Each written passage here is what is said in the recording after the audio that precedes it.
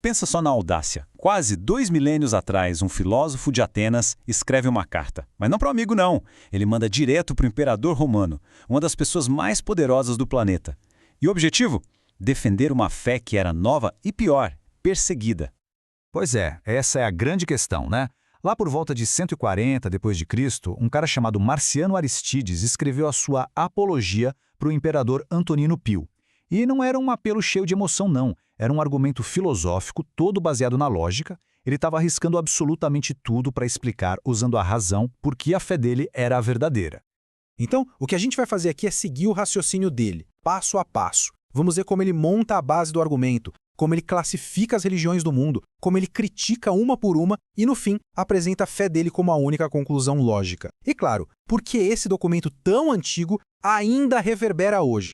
Para começar, e isso é genial, antes mesmo de apontar o dedo para qualquer religião, Aristides faz uma coisa fundamental. Ele cria uma base, um ponto de partida puramente lógico. Ele define o que Deus, por natureza, precisa ser. Olha só, a base de tudo para ele não vem de uma revelação ou de um mito antigo. É pura filosofia.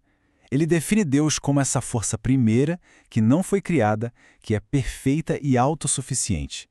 É com essa régua filosófica que ele vai medir todas as religiões do mundo. Ok, com essa definição de Deus bem estabelecida, o que ele faz em seguida? Ele basicamente olha para o mundo e organiza toda a humanidade em 4 grandes grupos. É uma forma de colocar ordem no caos para poder analisar tudo de um jeito bem sistemático. E a divisão dele é essa aqui.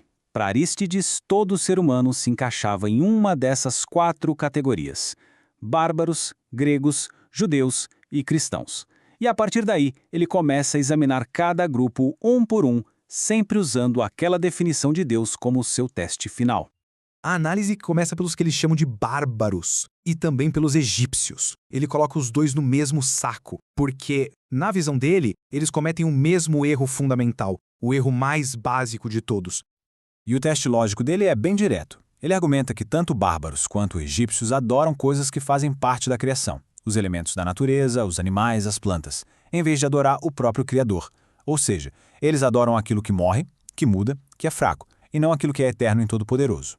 Para provar o ponto, Aristides usa umas imagens bem fortes, bem vívidas. A Terra, por exemplo, que alguns adoravam como deusa. Ora, ela é pisoteada por todo mundo, é cavada para a gente enterrar os mortos. Como algo que sofre tudo isso poderia ser divino? Claramente, não passa no teste. Com água, a mesma coisa. A gente ferve, a gente canaliza, a gente suja. Ela serve à humanidade e não o contrário. De novo, faz parte da criação, não é o Criador. Simples assim. Não pode ser divina.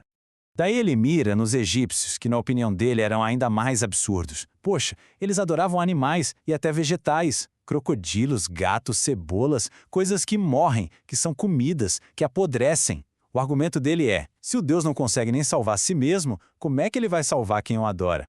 Agora, a gente chega nos gregos. Aristides os acha mais sutis que os bárbaros, mas ele diz que o erro deles é, na verdade, muito maior. Por quê? Porque os deuses gregos não são forças da natureza, eles são personagens com falhas morais gravíssimas. E a tática dele aqui é genial. Ele usa a própria mitologia grega contra os gregos. Ele basicamente pega as histórias deles e começa a listar os crimes dos deuses do Olimpo. Cronos que come os filhos. Zeus, um adúltero que vira animal para enganar as pessoas. Hefesto, um coitado que precisa trabalhar para viver. Ares, um mercenário. Nenhum deles, nem de longe, se parece com aquele deus perfeito da definição filosófica dele. E aqui está o pulo do gato do argumento dele. É uma crítica devastadora. Deuses imorais criam seguidores imorais. Se o rei dos deuses é um mentiroso e adúltero, que exemplo ele dá? Que incentivo as pessoas têm para serem boas? Para Aristides, a religião deveria inspirar virtude, e não o contrário. Então, depois de desqualificar sistematicamente as outras categorias, o argumento de Aristides vai se afunilando e chega ao seu clímax. Agora, ele vai apresentar o cristianismo, mas não como mais uma opção na prateleira, e sim como a conclusão lógica de toda a investigação. Na visão de Aristides, os cristãos são diferentes porque eles adoram o verdadeiro Criador, aquele que se encaixa perfeitamente na definição filosófica do começo. A fé deles não é sobre mitos e deuses cheios de defeitos, mas sobre conhecer o Deus único e tentar viver de acordo com a vontade dele. É só a gente lembrar rapidamente do panteão grego, um verdadeiro catálogo de problemas morais como adultério, assassinato, roubo. E aí ele mostra o outro lado da moeda. A prova da verdade dos cristãos para Arístides não está em histórias mirabolantes, mas no comportamento deles. A ética de amar o próximo, de cuidar dos órfãos, a pureza, tudo isso seria um reflexo direto da natureza do Deus que eles adoram. A moralidade deles é a grande evidência. E os judeus aonde entram nisso? Bom, Arístides os coloca bem perto da verdade. Ele elogia o fato de eles adorarem um único Criador, e também pela caridade deles. Mas a crítica dele é sutil. Na sua visão, eles acabaram se concentrando demais nos rituais, nas regras externas, e perderam um pouco o foco na relação direta com esse Criador.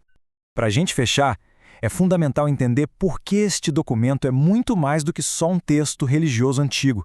Ele é um verdadeiro marco na história do pensamento. Essa foi a grande sacada, a jogada de mestre de Aristéides. Ele não combateu a cultura grega com dogma, ele foi para o campo de batalha deles.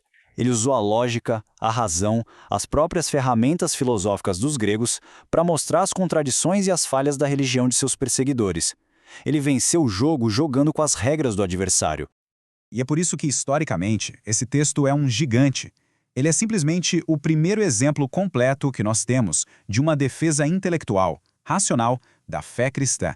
Ele criou um modelo, um jeito de argumentar que influenciou séculos e séculos de debates que vieram depois. E depois de toda a sua análise lógica, de todo o seu raciocínio, Arístides conclui com uma frase que é quase um suspiro de admiração. Ele não vê os cristãos apenas como pessoas com uma filosofia melhor, mas como algo genuinamente novo no mundo, um povo que tinha uma qualidade divina na sua forma de viver em comunidade. E isso tudo nos traz de volta para os dias de hoje, né? Como a pergunta que fica no ar. Essa tentativa de Arístides de usar a razão para defender a fé, de harmonizar lógica e crença, é uma busca que continua até hoje. A maneira como ele construiu seu argumento, quase 2 milênios atrás, ainda molda a forma como a gente pensa e debate essas grandes questões.